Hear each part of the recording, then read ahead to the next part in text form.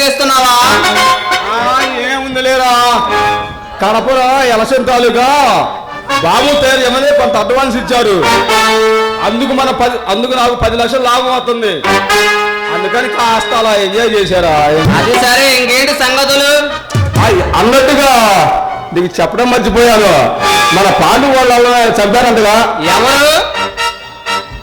అభిమన్యు. అభిమన్యునా? అవును, తుపాకైతే కాల్చి చంపారట. అంతేరా, కత్తి పడిన వాడు చివరికి ఆ కత్తికే బలి అవుతాడు అంట. ఇదేనేమో. అది సరే, ఇంకేంటి సంగతులు? ఈరోజు సాయంత్రం మన బాసు 5 గంటలు రమ్మని ఫోన్ చేశాడు రా. ఎందుకంట? ఏదో ముఖ్యమైన పని ఉందని రమ్మని చేశారు. సరే, నువ్వు వెళ్ళి కనుక్కో. అంటే ఏమి లేదులే, రా, నేను వెళ్ళి కనుక్కొని వస్తా. రా, నేను వెళ్ళి కనుక్కొని వస్తా, నువ్వే ఉండు.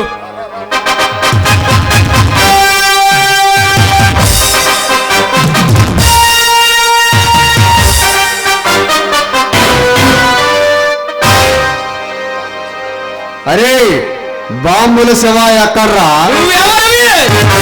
మగాణ్ణి. అంటే మేము దమ్ము లేని మారగలమా? మీ గురించి మీరు బాగానే తెలుసుకున్నారు. మర్యాదగా ఆ బ్యాగులో ఏమున్నదో ఇచ్చేయండి. ₹1,00,00,000 విలువ చేసి 3 గన్స్ ఉంటే ఏందంట? చెప్పు, ఇప్పుడు ఏం చేస్తావు? మాతో పెట్టుకుంటే మట్రైపోగల, జాగ్రత్త.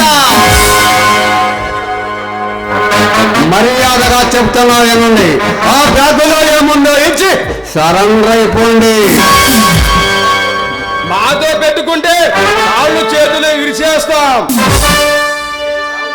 నీ చావు మా చేతుల్లో రాస పెట్టుంది, అందుకే నువ్వు మమ్మల్ని రెచ్చగొడుతున్నావు.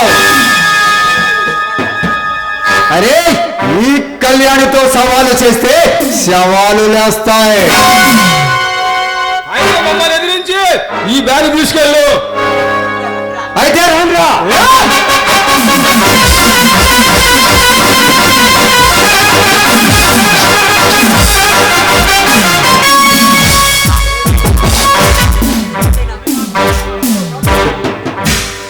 అరే రౌడీ నా కొడుకులారా, లంచగొండి రాజకీయ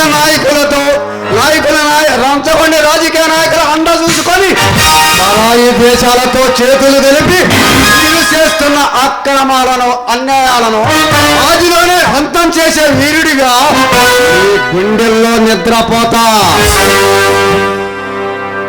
ఎవరికి అన్నం పెట్టినా ఈ పుణ్యభూమిని నాశనం చేయాలని చూస్తే ఎంకౌంటర్ కింద వేడి పడేస్తా. డీసీపీ అన్న సంగతి మరిచి కత్తి పట్టి నరకటం మొదలు పెడితే ఏ మొక్క ఎవరిదో తెలుసుకోవడానికి వారం పడుతుంది. వెళ్ళండి, ఇక నుంచైనా జాగ్రత్తగా బ్రతకండి.